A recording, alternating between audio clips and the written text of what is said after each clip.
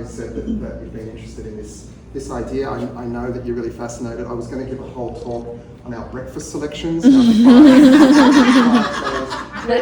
what actually happens in our household if on a Wednesday we've run out of eggs. I told you, right? Yes, you did. Well, I can't give that talk because we have never run out of eggs on a Wednesday. Otherwise, it's just not a Wednesday. If you don't have poached eggs on a Wednesday, is it really even a Wednesday? But no, I'm here to talk about something that's so connected to motivation and to our psychology when we're trying to achieve something. But before I do that, I think I'd like to do a demonstration, if that's okay. And so I need 2 volunteers. And so I volunteers. Beck and Carla. Good. Woo! Go back. No, you should be scared. So, what we're going to do is a challenge, and Beck and Carla are going to demonstrate it for you, but then you're going to do it yourself with someone else in the room. So if you've come here by yourself today, you're going to pair up with someone else to do this activity. The instructions are going to be on the screen. I'm going to go through it a couple of times. It's very easy, very fun. And Beck and Carla, this is a mathematics computation race. He's already. A calculator. No, that isn't provided. So here's what we're going to do. Between Beck and Carl, who do you think's going to win? Carl. Fair enough. So this is what the game is. So move out a little bit further forward and face each other, because you have to face each other for this game. Put your hands behind your back. Put your hands behind your back. And you're going to present behind your back any number of fingers on both hands. So for example, here I've got 4 on one hand, 3 on the other. Okay, that adds up to 7. So put any number of fingers out in your hands. I can see Beck's. Can you see Carla's number there? Yeah. Okay. And then, on the count of 3, what we're going to do is put your hands around to the front with that number of fingers. You have to count Beck's fingers before she counts yours. And call out the total before she calls out the total. Okay. Well, it's only counting to 10. Okay, and we're all going to count together. 1, 2, 3. 4. Okay, Beck got there first. Let's do it again. Okay. 1, Make it harder. 2, 3. Oh. 7. Last time, it's 1 each. Whoever wins this wins the round. 1, 2, 3, go. 8, 6. Beck's the winner. Give her a round. So, where you are, stand up and face the partner. Mum, you go with her and I'll just film. Introduce yourself. Hello, my name is. Hello, my name's Maddie. Okay, hands behind your back. We're going to do best of 5. Stick out the number of fingers, but don't show your partner. Dad, there's 3 at the front there. Sorry? Best of 3. Okay. Don't show your partner yet. Stick out a number of fingers. You can do 10. You can do 0. Here we go. 1, 2, 3. All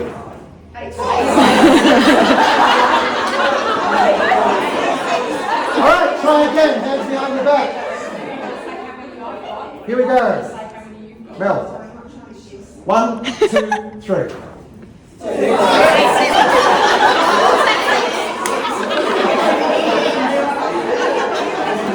All right, best of 3. The last one. Here we go. 1, 2, 3.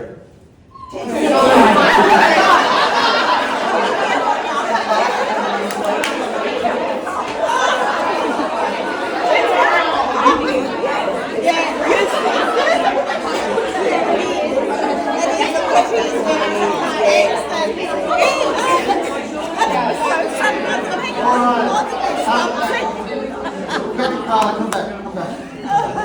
Wow. Wow. How on earth do you people balance the family budget? Okay. When I asked you who do you think is going to win, you both pointed to each other. Why was that? Self-doubt. So, are you good at maths, Carla? No. I bet you're good at maths. It's part of your job. It is. It is. But you said colour. Yeah, I think I was trying to pump colour up. But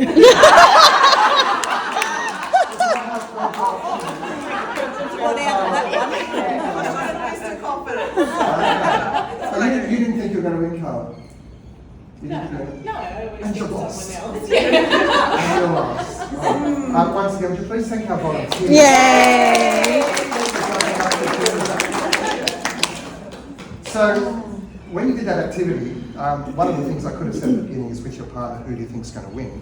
But you don't know each other all that well, so maybe you can't make that choice. But the point is that you came into that activity with some beliefs. You had beliefs about yourself as you were standing up facing your partner, right? And Beck and Carla had beliefs about themselves, and so when I asked them who did they think would win, they answered out of their beliefs. And Carla answered out of her belief that she's not good at maths. Is that fair enough? Yeah? Okay. So we're going to take that a little bit deeper, and you don't have to answer out loud, but if you want to, with your partner that you just played the game with, you're welcome to do that. Just some regular activities. And I want you to, as you look at these activities and I read them out, I want you to think about how confident are you that you could do these things on a scale of 1 to 10. You can use 0 if you want to. And just tell your partner or just think to yourself, how confident are you that you could do these things? Juggle 3 tennis balls. Has anyone given themselves more than 5? Dad would give 10. I can juggle 4. You bring the tennis balls down. You shower. Recite the 7 times tables. 5. My daughter, not so great. I chose this one because when we were teaching our kids the times tables, it was the 7s that Maddie always got. What about settling an argument in your home? 11.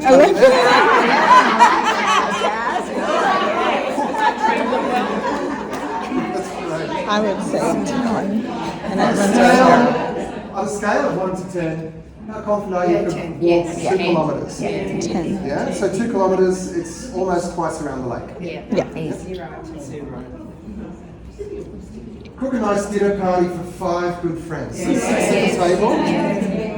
Yeah. 10. I heard a 0 for that one. Remember the words to the second verse of Advances to Defendant. What about if I said the first 2 words? Belief is... No? And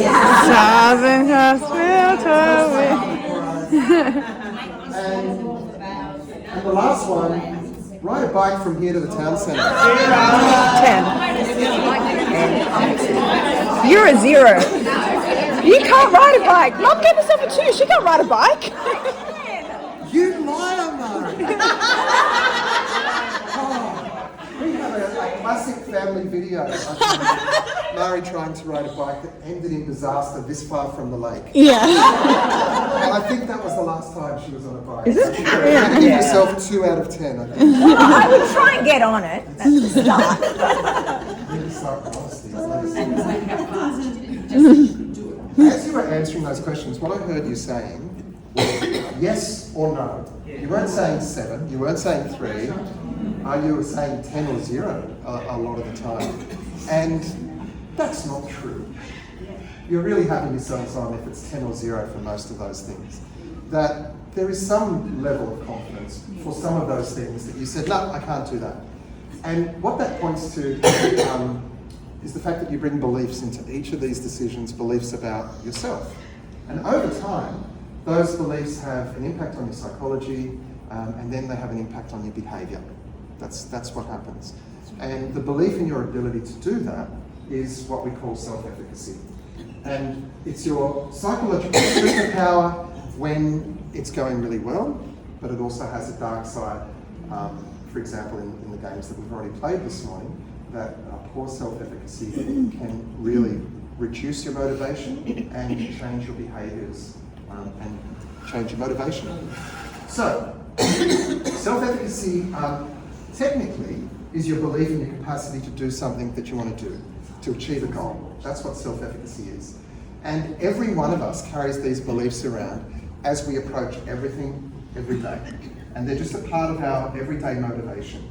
Some things are automatic, of course. You don't think about your confidence in driving a car if you've driven a car for 40 years or so. That's not about self-efficacy. But when you have a goal that you're trying to achieve, you bring your beliefs into that goal all the time. So, Maddie and I train together, and we train together on Saturday. It's the only time during the week I train with Maddie. Usually I train with another group of people, but on Saturdays I train with Maddie. Now, I've got really pretty strong self-efficacy for training. I think I can do it and feel pretty fit. But in the context of Saturday mornings, my self-efficacy is weaker for two reasons. It's a harder class and I'm training with this person who's many decades younger than me and quite a lot fitter than me. And so even though I'm okay and I have strong self-efficacy beliefs for training, it shifts from time to time depending on the context, depending on the circumstances. So, what we're talking about this morning is the link between your beliefs and your motivation. And the goal is for you to build your self-efficacy for whatever you want to achieve here at Flourish with Mari and in your life. So you will already have beliefs about the goals that you've set that bring you here every Saturday morning or Friday morning. You already have beliefs about that when you walk in the door. If you're here for weight loss, then you have beliefs about that as you approach the scales. And those beliefs have an impact on your psychology and on your motivation.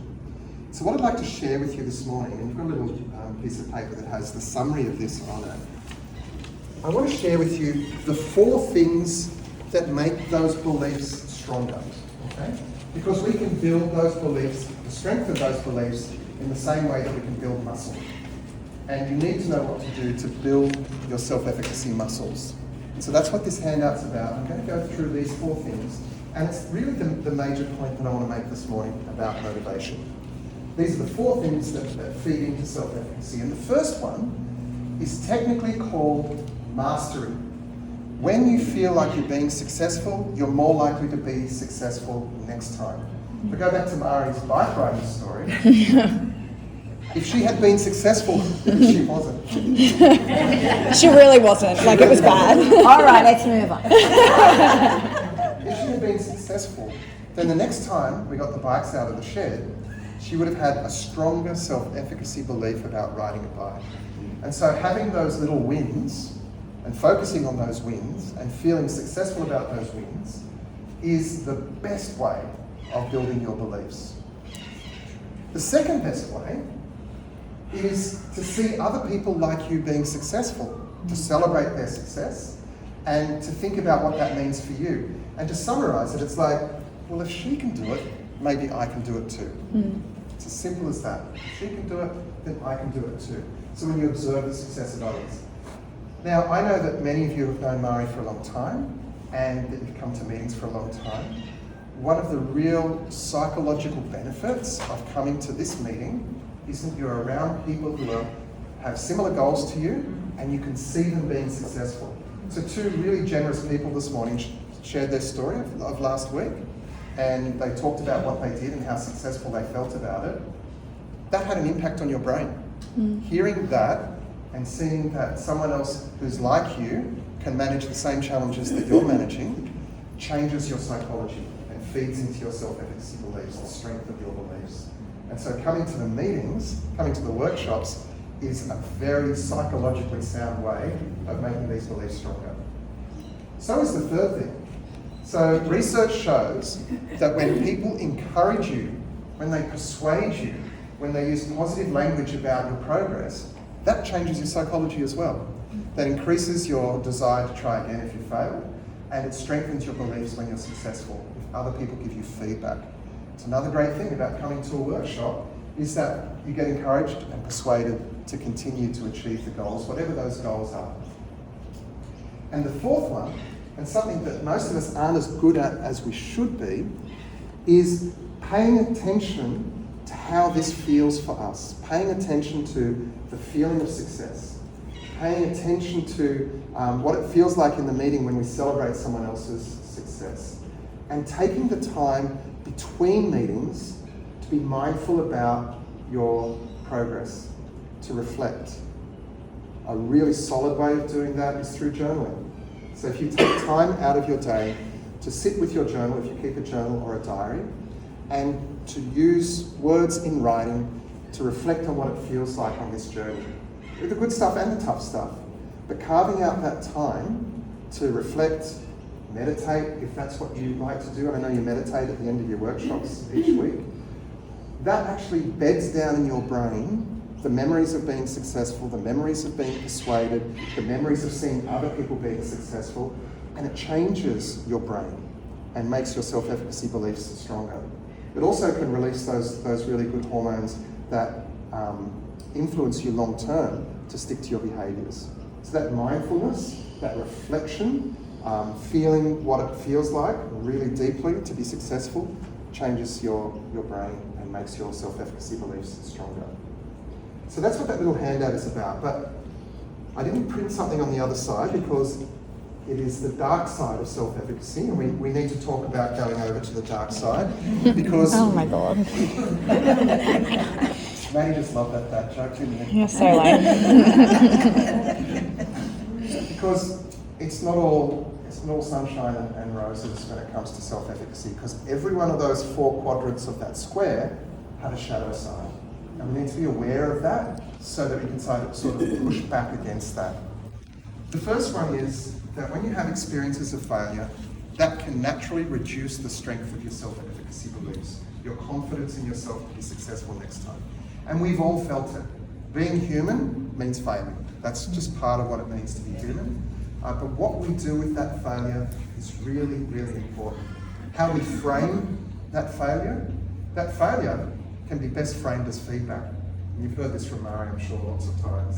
That when we don't get something right, it teaches us something about next time. But if we get stuck in a failure loop and we can't reframe that, then that's when it starts to really weaken our self-efficacy beliefs.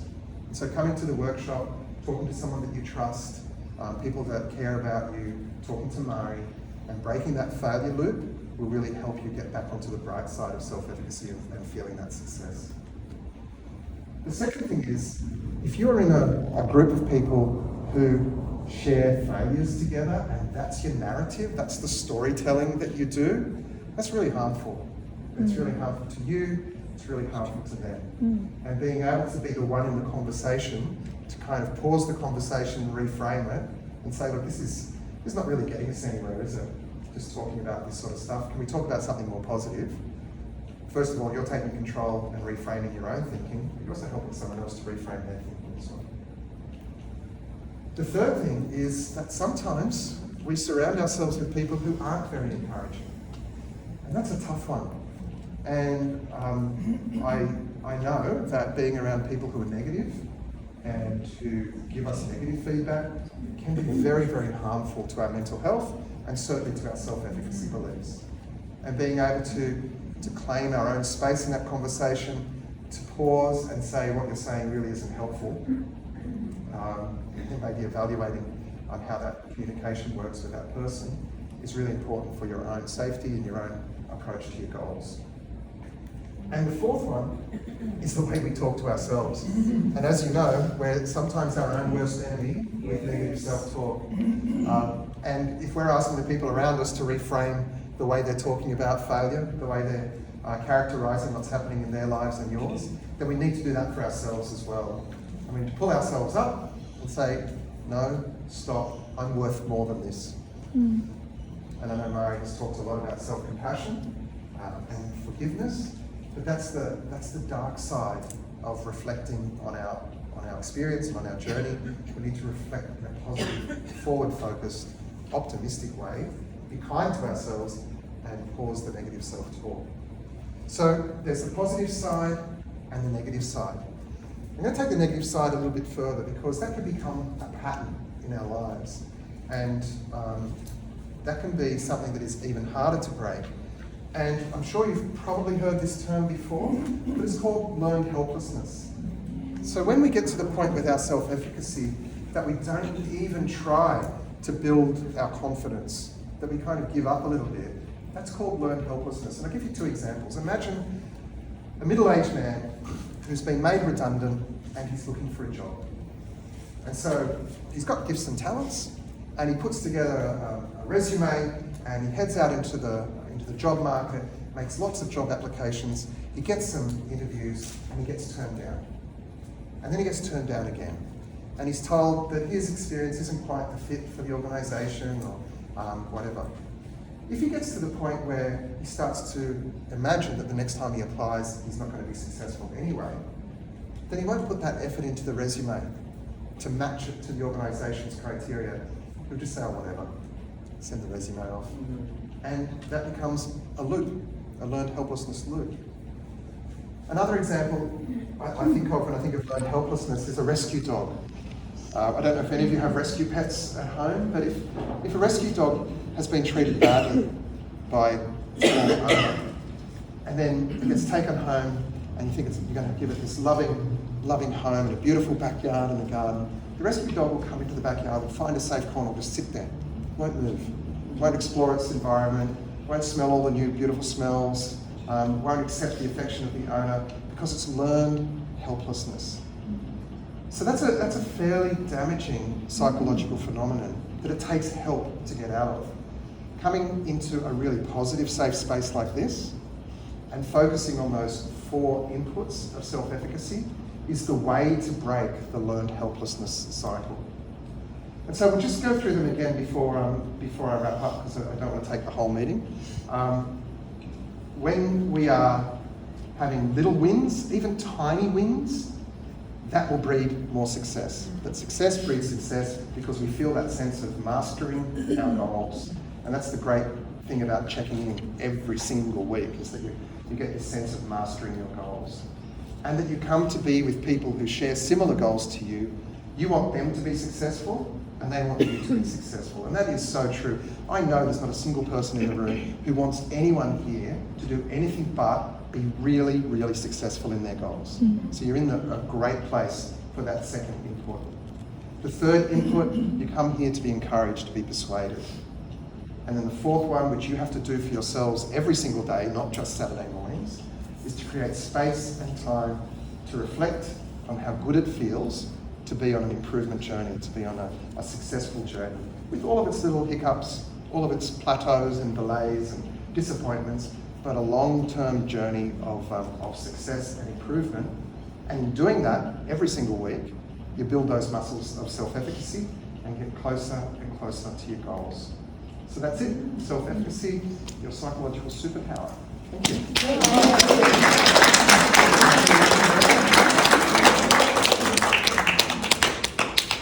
No, we're not negotiating your pay.